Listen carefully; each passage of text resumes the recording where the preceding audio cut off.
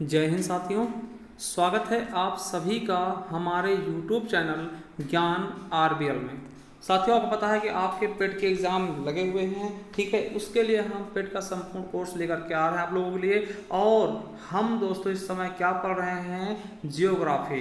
और जियोग्राफी भी दोस्तों अब इसका अंत होने वाला है, ठीक है। बस 1 से 2 वीडियो और बचे हैं इसके, वो भी हम बहुत जल्द आपको उपलब्ध करा देंगे। दोस्तों आज का हमारा टॉपिक होगा भूजल संसाधन, ठीक है। क्या होगा?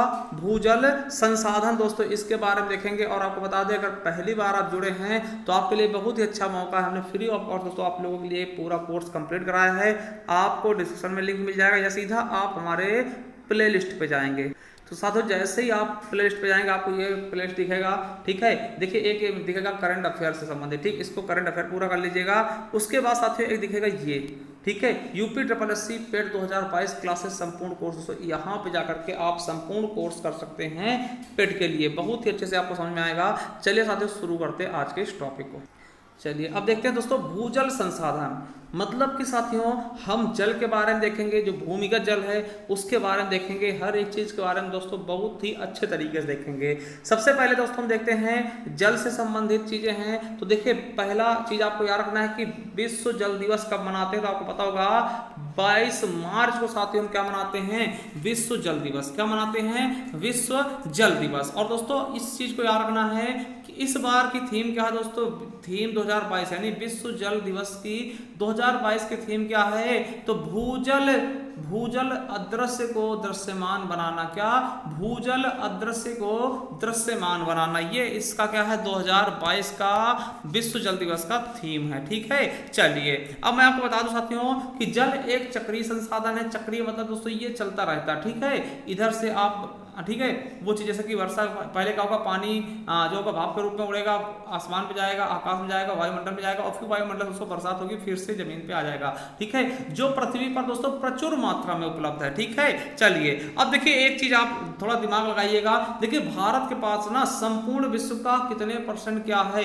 देखिए संपूर्ण विश्व में अगर हम 100% पानी मान लेते ना, तो भारत के पास केवल 4% ही जल उपलब्ध है पूरे विश्व का, ठीक है। और संपूर्ण भूभाग यानी क्षेत्रफल देश को मान ले कितने, 100% दोस्तों पूरे पृथ्वी पे, तो 2.4% ही पृथ्वी हमारे भारत के पास, यानी कि 2.4% भूभाग ही हमारे भारत के पास है। मगर जनसंख्या के मामले में दोस्तों अगर 100% जनसंख्या मान ले पूरे विश्व की, तो 17.7% लगभग जनसंख्या दोस्तों हमारे पास है, ठीक है, भारत के पास है, ठीक है। तो इतना देखिए ये है आपका पूरा डाटा, ठीक है। जनसंख्या हमने बहुत ज्यादा ले रखी है, क्षेत्रफल और दोस्तों जल हमारे पास बहुत ही कम है, ठीक है। चलिए एक डाटा देखते दोस्तों कि आपको बता दें कि प्रति व्यक्ति जल उपलब्धता के संदर्भ में भारत का विश्व में 133वां देश है। यानी अगर हम हर व्यक्ति को कितना कितना जल मिल रहा है दोस्तों, ठीक है, उसके हिसाब से देखें तो भारत का पूरे विश्व में कितना, 133वां स्थान है। अब देखिए आप सोचेंगे सर कि जल कितने % किस देश के पास है या फिर कहां पे है, तो उसके बारे में आपको एक डायग्राम दिखाते हैं जिसके जरिए आप बहुत ही अच्छे समझ पाएंगे दोस्तों कि पूरे विश्व में कितना जल है, उसका कहां कहां उस जल का वितरण हुआ है। तो एक बार आप ध्यान से समझिएगा इस डायग्राम को। चलिए साथियों देखिए एक चीज हम समझेंगे। देखिए अगर हम संपूर्ण पृथ्वी को 100 मान ले, यानी पूरी पृथ्वी जो है हमारी उसको 100% मान लेना, तो आपको भी पता होगा क्या कि ये भी आपने पढ़ा होगा दोस्तों कि पूरे पृथ्वी पर कितने % जल है। दोस्तों आपको बता दें 71% पे केवल जल है। इसमें जो महासागर सब कुछ दोस्तों, यानी कि पृथ्वी के 71% पे क्या है, जल है। और दोस्तों 29% पे क्या है, भूभाग है, जहां हम लोग रहते हैं दोस्तों, 7 महाद्वीप स्थित हैं। 29% यानी पूरी पृथ्वी पे अगर आपसे कोई पूछे कि जल कितना है दोस्तों, तो आप बताएंगे लगभग दोस्तों 71% जल है। और बचा हुआ 29% पे क्या है, भूभाग है, जहां लोग निवास करते हैं। अब दोस्तों अगर हम 71% को पूरा 100% मान ले, देखिए ये जो जल होता है पूरा 100% मान लें कि भैया अगर पूरा जल मान लें 100%, जो 71% जल है अगर इसको 100% मान लें, उसमें से साथियों अगर हम निकालते हैं तो केवल और केवल दोस्तों 2.5% ही दोस्तों फ्रेश जल है, यानी कि पीने योग्य। फ्रेश मतलब सही सलामत जल, ठीक है। और 97.5% दोस्तों ये जल क्या है, बिना यूज का है, यानी जो महासागर में दोस्तों जल है यानी खारा पानी है, तो इसका यूज नहीं है। कितने परसेंट है, अब देखिए अगर हम पूरे जल को दोस्तों 100% मान लें तो उसमें से दोस्तों क्या है, केवल 2.5% ही दोस्तों फ्रेश जल है जिसका हम यूज कर सकते हैं, और 97.5% दोस्तों क्या है, खारा पानी है, महासागरीय पानी है, ठीक है। अब देखिए अगर हम जो फ्रेश जल है ना 2.45% यानी कि जो 2.5% फ्रेश जल है ना, अगर हम इसको 100% मान लें तो उसमें से साथियों आपको बता दें कि इस 2.5% से दोस्तों आपको बता दें कि जिसका 70% जो है ना जल, वो दोस्तों बर्फ के रूप में है, ठीक है। बर्फ के रूप में यानी आपको हिमानी मिल जाएगा, हिमनद मिल जाएंगे, यानी ग्लेशियर में दोस्तों जमे हुए हैं पहाड़ों पर, पर्वतों पर, ठीक है। यानी कि 2.5% जो जल बचा है उसको अगर 100% मान लें, उसमें का दोस्तों 70% जल है दोस्तों वो बर्फ के रूप में है, और 30% जो बचेगा वो जल के रूप में दोस्तों पृथ्वी पर, क्या वो जल के रूप में दोस्तों पृथ्वी पर है। और दोस्तों ये जो 30% है ना, 30% को अगर हम 100% मान ले दोस्तों, इसका 7.5% जल दोस्तों केवल नदियां, तालाब और झीलों में स्थित है। कहां, 7.5%। इस अगर 30% को हम 100 मान लें तो इसका 7.5% दोस्तों नदियां, तालाब और झीलों में स्थित है, और दोस्तों 22.5% ये भौम जल है, ठीक है, भूमिगत जल है दोस्तों, भौम जल है, ठीक है।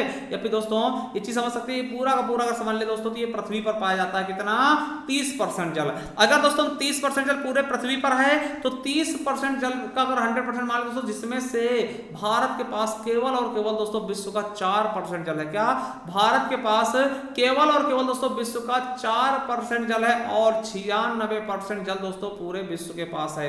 भारत के अलावा सभी देश दोस्तों 96% जल यूज करते हैं। चलिए एक बार मैं आपको दोबारा बता दूं, देखिए अगर दोस्तों पूरे पृथ्वी 100%, जिसमें से दोस्तों आपको पता है कि 29% पे दोस्तों भूभाग है और 71% पे जल है। अब 71% को अगर जल की हम बात करें, अगर जल को हम पूरा 100 मान लें, जिसमें दोस्तों आपको बता दें फ्रेश यानी ताजा पानी कितना है 2.5%, और 97.5% क्या है, ये खारा पानी जिसका यूज नहीं कर सकते, ठीक है। अब जिसका यूज कर सकते दोस्तों, उसमें से आपको बता दें 70% पानी क्या है, बर्फ के रूप में है, और 30% पानी जो है दोस्तों आपको धरती पे मिल जाएगा। और दोस्तों जो 30% पानी ना, इसमें से केवल और केवल 4% जो जल है वो भारत के पास है, बाकी 96% अन्य देशों के पास है। तो इतना आप समझ गए होंगे। आपको ये याद रख लेना दोस्तों कि 4% पूरे विश्व का कितने परसेंट पानी भारत के पास, जल भारत के पास है, तो केवल और केवल 4%। चलिए अब आगे देखते हैं। अब साथियों अगर हम बात करते हैं कि सिंचित कृषिगत क्षेत्रफल में, जो सिंचित जो मतलब कि जो कृषि क्षेत्र होता है वो सिंचित क्या आता है ना, उसके क्षेत्रफल की दृष्टि से भारत विश्व में पहला स्थान रखता है। यानी कि सबसे ज्यादा दोस्तों सिंचाई करने वाला खेत, यानी खेत की दृष्टि से देखें, क्षेत्रफल की दृष्टि से देखें दोस्तों, कृषि जो करते हैं सिंचाई वाले, उस पर भारत का पहला स्थान है। और आप बता दें कि देश का 8वां बड़ा हिस्सा दोस्तों, 8वां हिस्सा, ठीक है, बाढ़ से ग्रस्त रहता है, और 6ठा हिस्सा दोस्तों सूखा प्रभावित होता है, ठीक, ये चीज आपको याद रखना है। और आपको बता दें जो जल संबंधी विषय होते हैं ना, वो संविधान की समवर्ती सूची के विषय, जिन पर दोस्तों समवर्ती सूची क्या होती है आपको पता होगा, जिनमें केंद्र और राज्य दोनों दोस्तों उस पे विषय बना ले, उस पे दोस्तों काम कर सकते हैं, वो क्या होता है, समवर्ती सूची के अंतर्गत आता है। अगर हम संवैधानिक बात करें जल से, तो आपको बता दें कि भारतीय संविधान के अनुच्छेद 246 और अनुच्छेद 262 में जल के संबंध में केंद्र और राज्यों के दायित्व का निर्धारण किया गया। यानी कि आपसे पूछेगा जल संबंधी दोस्तों कौन से अनुच्छेद हैं, तो 246 और 262। तो चलिए 246 में क्या है, 262 में क्या, वो भी देख लें। देखिए 246 में क्या कहा गया है कि 246 में दो चीजें बताई गई। क्या साथियों, 246 अनुच्छेद 246 यानी आर्टिकल 246 में दो चीजें बताई गई। पहला क्या है कि अंतरराज्यीय नदियों तथा घाटियों का विकास संसद द्वारा विधि के अंतर्गत केंद्र के नियंत्रण में होगा। यानी कि जो भी किसी भी राज्य में दोस्तों कोई नदी है या फिर घाटी है, उसका अगर विकास करना, मान ले उस पर दोस्तों कोई बांध बनाना है, कुछ भी करना है, तो उसमें अगर दोस्तों केंद्र के मतलब संसद द्वारा कोई बिल पारित करके लाया है, संसद द्वारा कहा गया हाँ इस पे बांध बनना चाहिए दोस्तों, उस पे वो केंद्र के नियंत्रण में दोस्तों बनेगा। ऐसा नहीं कि राज्य उसमें हस्तक्षेप करे, राज्य उसको बनाने से मना करे, ऐसा नहीं हो सकता, ठीक है। तो ये बताया गया। और दूसरा क्या बताया गया है कि राज्य सरकारों को अपने क्षेत्रीय निकाय के जल प्रदाय, ठीक है, सिंचाई, नहरें निकास, बांध, जलाशय, जल विद्युत से संबंधित कार्य करने का पूर्ण अधिकार। यानी मान लिया कि दोस्तों यूपी में कोई नदी बह रही है तो उस पर उत्तर प्रदेश सरकार चाहे तो दोस्तों उसमें नहरें निकाल सकता है, बांध बनवा सकता है, जलाशय, जल विद्युत, इन सभी का अधिकार दोस्तों राज्य के पास सुरक्षित है। ठीक है, 246 में कहा गया। और 262 में क्या दोस्तों, अंतरराज्यीय जल विवादों से संबंधित। दोस्तों आपको पता होगा कि जैसे कृष्णा नदी जल विवाद है, यानी कोई जल विवाद होगा तो उसके लिए दोस्तों उसके संबंध में कहा है आर्टिकल 262 में। ठीक है, ये चीज आप याद कर लेंगे। चलिए आगे देखते हैं। अब देखिए भारत में जल संसाधन के स्रोत कितने हैं। देखिए भारत में जल संसाधन के स्रोत कितने दोस्तों आपको पता होगा, मुख्यतः 4 हैं। कौन कौन सा? पहला दोस्तों धरातली या पृष्ठीय जल। कौन सा? धरातली या पृष्ठीय जल। आपको बता दें कि पृथ्वी के सतह पर पाए जाने वाले जल को हम क्या बोलते हैं? धरातली जल। जो पृथ्वी की सतह पे आपको दिखेगा जल वो क्या होता है? धरातली जल होता है। दोस्तों याद रखेंगे, इसके अंतर्गत दोस्तों नदियों का पानी आएगा, झीलों का पानी आएगा, तालाबों का पानी आएगा, पोखर का पानी आएगा, यहां तक कि दोस्तों समुद्र के पानी को भी हम धरातली पानी कह सकते हैं। इसको हम पृष्ठीय जल बोले। जो पृथ्वी के पृष्ठ पर दोस्तों ऊपर आपको दिखेगा वो दोस्तों पृष्ठीय जल कहलाता है। और आपको बता दें दोस्तों कि जो पृष्ठीय जल है ना, यानी धरातली जल है ना, इसका लगभग दोस्तों 20% भाग वाष्पित होकर दोस्तों वायुमंडल में चला था। दोस्तों वायुमंडल में चला था और दोस्तों यही बारिश के रूप में फिर नीचे आता। ठीक है, तो याद रखेंगे जो धरातली जल है ना, इसका लगभग दोस्तों 20% जल दोस्तों सोख देता है, यानी वाष्पित होकर के वायुमंडल में जाता है, और कुछ बहुत हिस्सा दोस्तों रिसाव होकर जमीन के अंदर जाता है, यानी कि भूमिगत हो जाता है। ठीक है, ये चीज याद रखेंगे। चलिए अब दूसरा दोस्तों भूमिगत या भौम जल। अभी हमने बताया कि दोस्तों धरातली जल का कुछ हिस्सा दोस्तों क्या होता है? जमीन में सोख लेता है ना। चलिए तो भूमिगत जल बोलते हैं, फिर भौम जल बोलते हैं। याद रखेंगे कि वर्षा का जल दोस्तों रिस कर भूमिगत हो जाता है। देखिए एक तो वर्षा का जल आता है, जब बारिश होती है तो उसका जल दोस्तों रिस कर थोड़ा थोड़ा करके दोस्तों अंदर चला जाता है। और दूसरा दोस्तों देखिए, और जो जल रिसाव की क्रिया ना धरातली जल से होती है। देखिए दूसरा क्या है कि हमने बताया धरातली जल जो है नदियां हैं या फिर दोस्तों समुद्र है, उनका भी पानी रिस के दोस्तों नीचे आता है ना जमीन में। तो आपको बताते हैं इन दोनों माध्यमों से, पहला माध्यम क्या वर्षा के जल का रिसके जाना, और दूसरा माध्यम धरातली जल का रिसके जाना। ठीक है, इन दोनों माध्यमों से भूमि के नीचे विशाल मात्रा में जल एकत्र हो जाता है, जिसे हम क्या बोलते हैं? भौम जल। यानी कि जो भूमि के अंदर जल होता है दोस्तों, जिसे हम कैसे निकालते हैं? ट्यूबवेल हो गया, नल हो गया, नलकूप हो गया दोस्तों, इनकी सहारे से जो हम निकालते हैं उसे हम भूमिगत या फिर भौम जल कहते हैं। जो जमीन के अंदर होता है, जो हमें दिखाई प्रत्यक्ष रूप से नहीं देता है, जिसके लिए हम दोस्तों समरसेबल हो गया, नलकूप हो गया, ट्यूबवेल हो गया, ठीक है, इनके सहारे हम इसको ऊपर निकालते हैं। और ये दोस्तों स्वच्छ पानी होता है, पीने योग्य भी होता है। ठीक है, चलिए अगला है वायुमंडलीय जल। दोस्तों ये तीसरा है वायुमंडलीय जल। आपको बता दें कि वायुमंडल में उपस्थित जो वर्षा के रूप में दोस्तों पृथ्वी पर पुनः दोस्तों उसको वायुमंडलीय जल कहते हैं। और चौथा दोस्तों महासागरीय जल। दोस्तों महासागरों के में पाया जाने वाला दोस्तों ये जल महासागरीय जल होता है और ये खारा होता है। ठीक है, तो हमने ये जल का दोस्तों डिफाइन कर दिया 4 भागों में। चलिए आगे देखते हैं दोस्तों अन्य कुछ महत्वपूर्ण चीजें देखते हैं जल से संबंधित, जो कि आपके पेपर में हो सकता है दोस्तों कहीं आ ही जाए। देखिए ये पिछली बार दोस्तों आपके यूपी पुलिस से पूछा गया क्वेश्चन था। ठीक है, कि तमिलनाडु दोस्तों भारत का पहला राज्य बन गया जिसने दोस्तों प्रत्येक घर में छत पर दोस्तों वर्षा जल संग्रह ढांचे को बनाना अनिवार्य करते हैं, यानी कि वाटर हार्वेस्टिंग दोस्तों जल को मतलब कि संरक्षित करना। देखिए मान लो दोस्तों आपने घर बनाया, छत है ना, तो छत से दोस्तों क्या करना है, यहाँ से दोस्तों जो पाइप होती है ना, जिससे हम लोग क्या करते हैं हमारे बारिश का पानी बह जाता, तो ऐसा नहीं करना होगा। आप तमिलनाडु में हैं तो आपको घर में दोस्तों क्या करना है, एक पीवीसी पाइप दोस्तों जमीन के अंदर गाड़ना। ठीक है, जमीन के अंदर तक ले जाना और यहाँ दोस्तों कंक्रीट कर देना है, जिससे दोस्तों जो वर्षा का पानी हो ना वो सीधा जमीन के अंदर चला जाए, बाहर फालतू बहे ना। तो ये करने वाला पहला राज्य दोस्तों तमिलनाडु बन गया। ठीक है, वाटर हार्वेस्टिंग को लागू करने वाला। अगर ऐसा आप नहीं करते दोस्तों तो आपके ऊपर कानूनी कार्यवाही की जाएगी। और याद रखें दोस्तों भारत का पहला जलग्राम कौन सा है, तो दोस्तों भारत का पहला जलग्राम कौन सा, जखनी। दोस्तों जखनी जलग्राम है जो कि दोस्तों बांदा पड़ा। देखिए जलग्राम क्यों बोलते हैं, देखिए यहाँ पे दोस्तों जल की बहुत ज्यादा किल्लत थी, तो यहाँ के दोस्तों लोगों ने क्या किया, छोटे छोटे दोस्तों तालाब से बनाए और बारिश होते दोस्तों यहाँ पे क्या हुआ, तालाब में पानी इकट्ठे होने लगा, जिससे दोस्तों इन्होंने बहुत अच्छी खेती करनी शुरू कर दी और यहाँ का दोस्तों जल स्तर भी बढ़ गया। ठीक है, इसके लिए दोस्तों इसे जल ग्राम का दर्जा दिया गया। ठीक है, कहाँ है, बांदा में है। और आपको बता दें कि हर घर जल पहुंचाने वाला राज्य कौन सा है, गोवा बन गया। दोस्तों याद रखेंगे, करंट क्वेश्चन है। और हर घर जल पहुंचाने वाला पहला केंद्र शासित प्रदेश कौन सा बना है, तो दादर नगर हवेली और दमन द्वीप, ठीक है, ये याद रखें। और दोस्तों एक क्वेश्चन आपके लिए मैं पूछूंगा कि भैया भारत का जल पुरुष किसे कहते हैं, कि भारत का जल पुरुष किसे कहा जाता है, वाटर मैन ऑफ इंडिया किसे कहते हैं, कमेंट बॉक्स में आप कमेंट करके हमें जरूर बताइएगा, ठीक है। अब देखिए एक जल नीति लाई गई थी, आपको याद रखना है, नवीनतम जल नीति है राष्ट्रीय जल नीति 2012 में। आपको पता है कि राष्ट्रीय जल नीति 2012 आई है, ये नवीनतम जल नीति, इसको याद रख लेंगे।